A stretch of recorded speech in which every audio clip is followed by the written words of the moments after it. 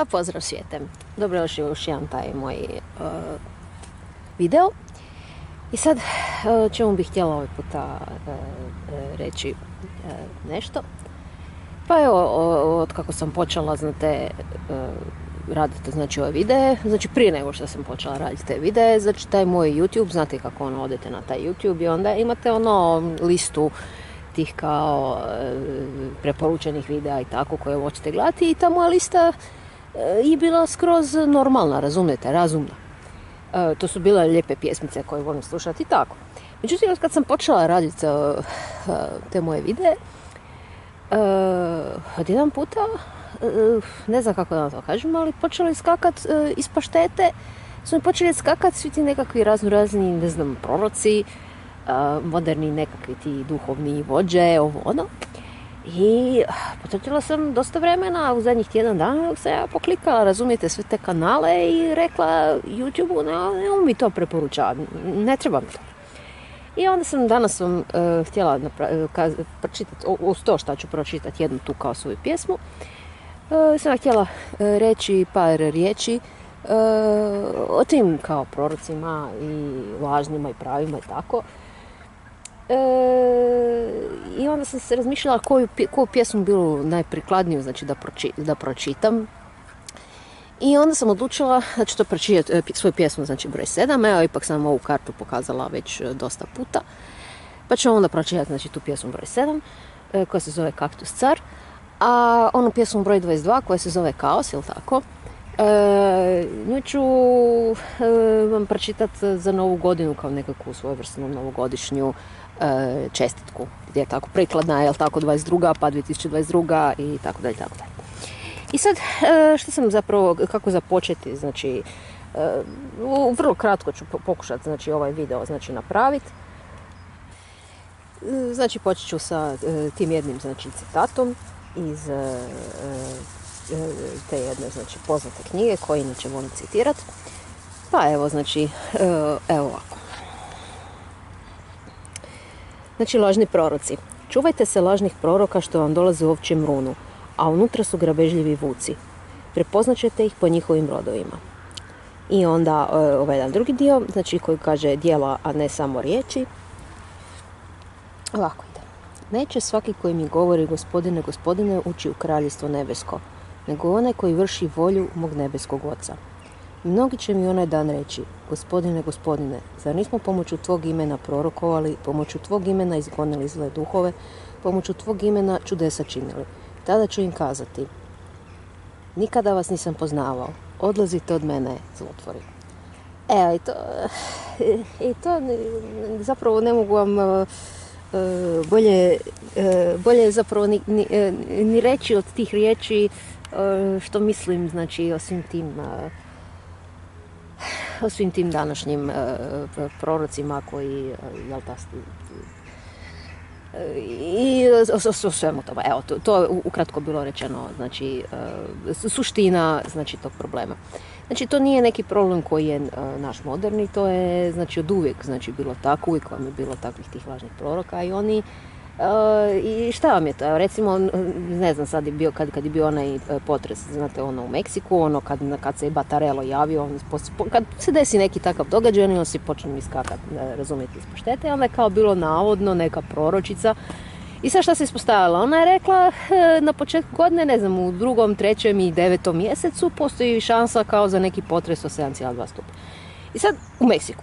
I sad, razumijete, Meksiko vam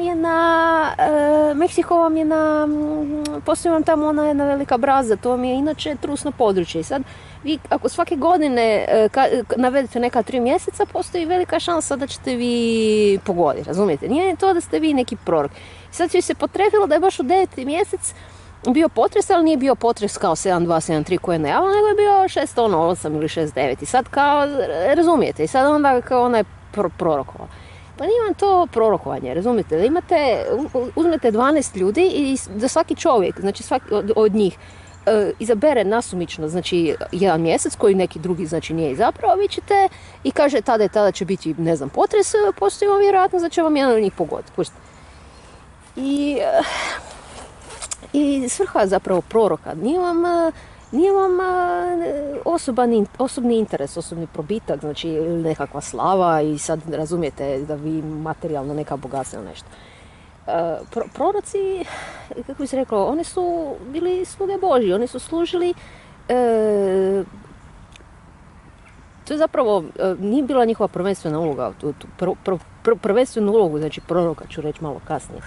Ali jedna od tih uloga proroka je da upozore ljude da će se desiti neka velika nesreća, jel tako? Jer u ono doba niste imali ko danas, ne znam, da ste mogli predvidjeti da dolazi za nam uragan, pa onda kažete ljudima, odite na 2 tjedna, maknite se, ne znam, i onda se vratite i onda to prođe, nego to su vam bili stvarno, nisu oni mogli znati. I kad bi se desila, znači, nekakav uragan, ne znam, vatra ili nešto, puno ljudi bi nastradao. A danas kad bi uopće bilo proroka, razumijete, nije njihova funkcija ne bi bila da prorokuju nesreće. Zašto? Zato što danas vam je znanost takva da vi možete većinu toga predvidjeti, a dobar dio onoga što ne možete predvidjeti možete napraviti tako da budu zapravo minimalne posljedice, jel tako? Znači vi možete, i kad bude neka vatra, možete organizirati ljude da bježe, pa imamo velike one vatre u Kaliforniji što su bile, pa su evakuirali ljude i tako svašta.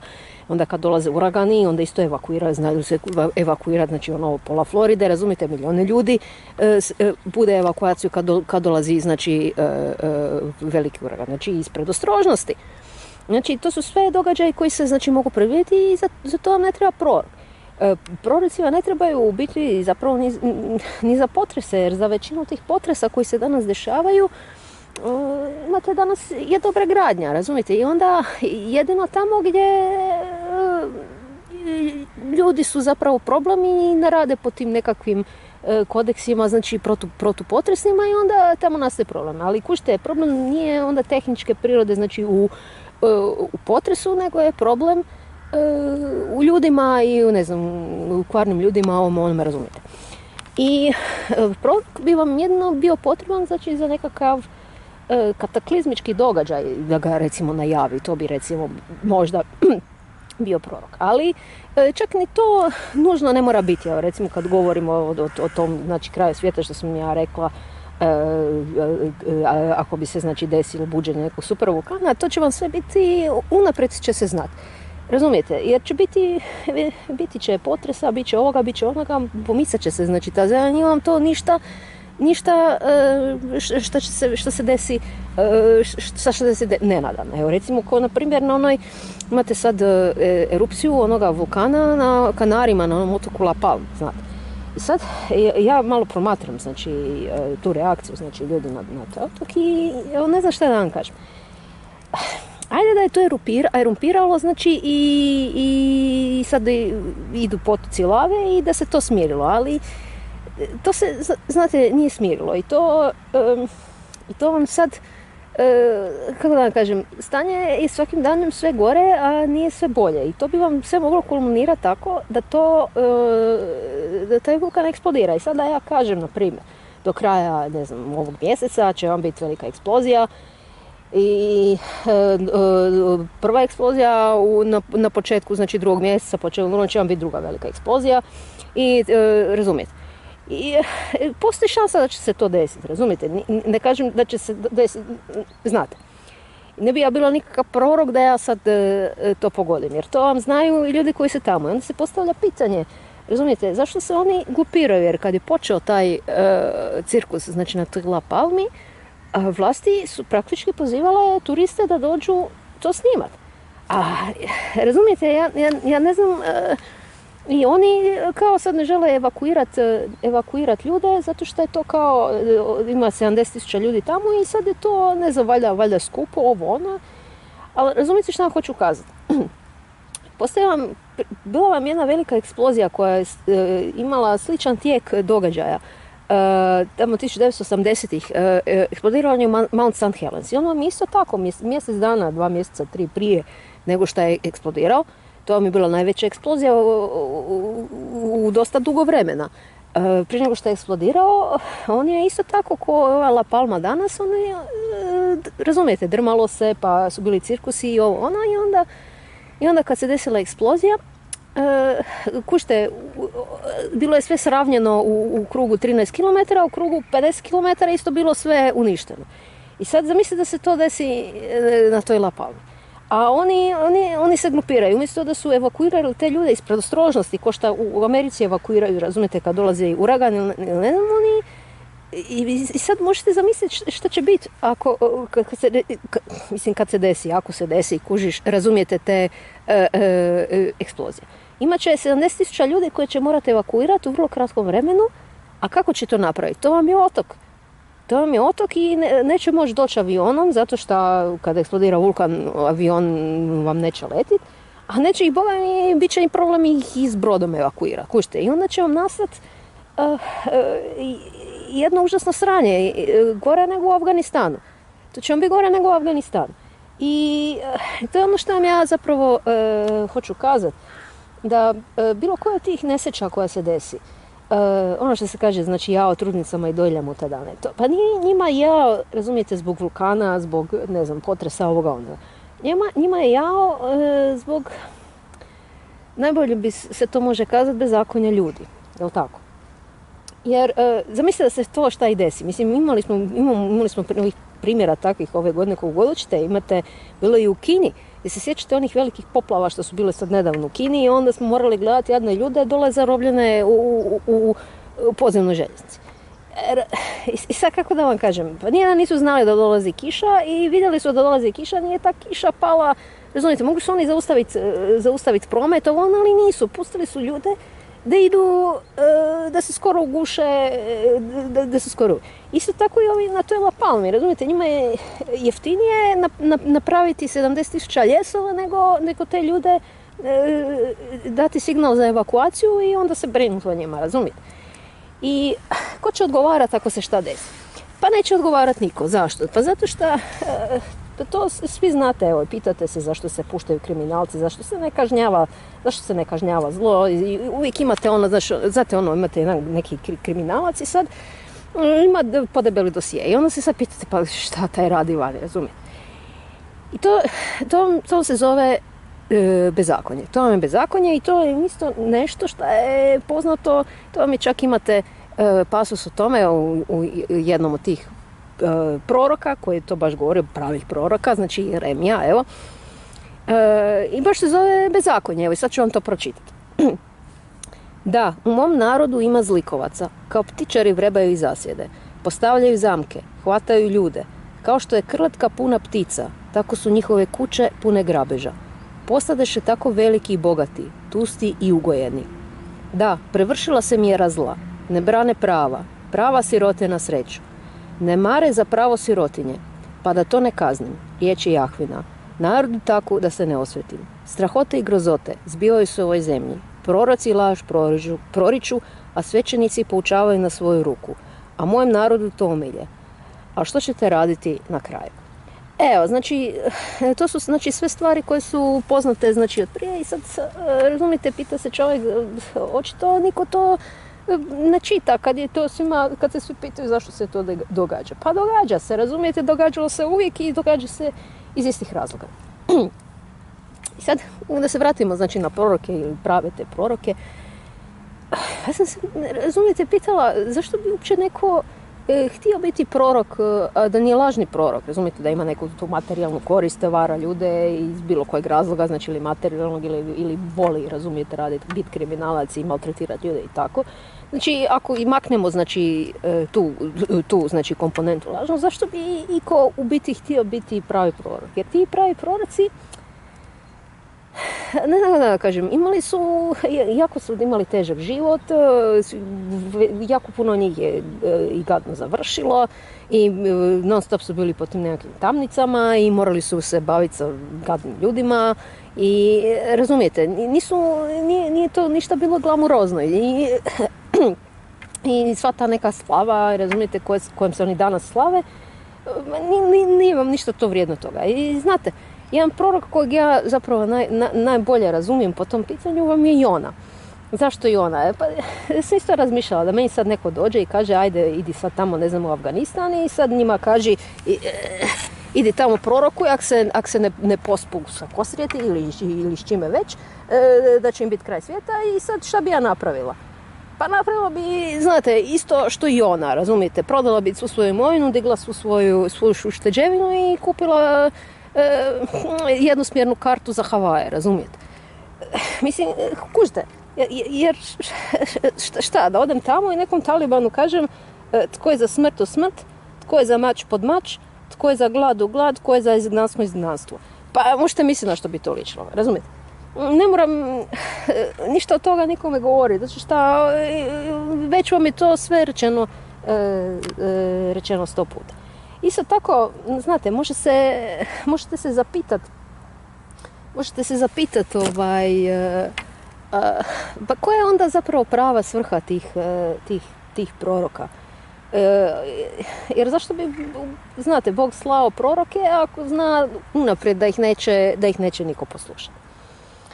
I sad imam jedna dobra pjesma od Led Zeppelina, pa ću posuditi, znači, pa ću posuditi te njihove stihove.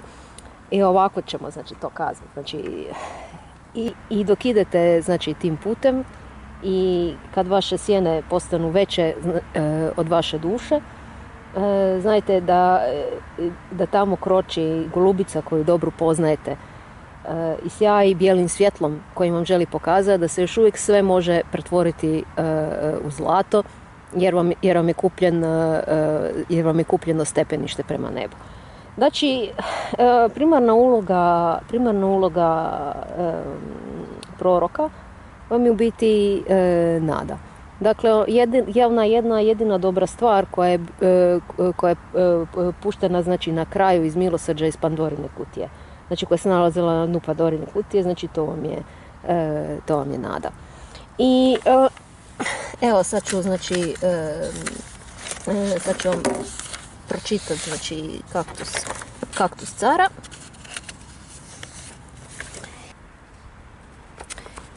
Evo, znači, pjesma broj 7, zove se, znači, Kaktus car. Stojim na ulici usred grada. Svi bježe i trče oko mene. Ja ne znam čega oni se boje, ali kažu velika frka daje. Ne znam što se dešava, pa meni ne može biti strah, ali njih kad vidim kako u tamu bježe i ja krenem u skloništa braka. Samo tu je jedan problem. Nigdje nema moje kuće, a tuđe kloniti se treba, jer tamo nalazi se neprijateljstvo koje me odbija kao strah. Pogledam kroz prozor i vidim vani lijep dan. Sunce jarko sija, od čega ja to bježim, pa mene dana nije strah. Otvorim prozor kuće koja nije moja. Nije bitno što sam na 3. katu i zahvalim se na usiljenom gostoprimstvu. Puno vam hvala, ali moram vam reći da vas koji u mraku tražite spas treba se bojati, a ne pustog grada u lijep dan. I iskočim kroz prozor. Nije mi ništa, jer moj skok liči na led bijeloga zmaja koji još ne zna da ima krila. Pa se spustim na obalu mora u dan. Na obali se nalazi špilja, tamna kao vulkan. Tama koja nije tama, jer iz nje svjetlo na sve strane izbija. Sada znam čega se boje, oni koji u tamu trče. To prijatelj davni moj je crni kaos zmaj. Izlati on iz te špilje.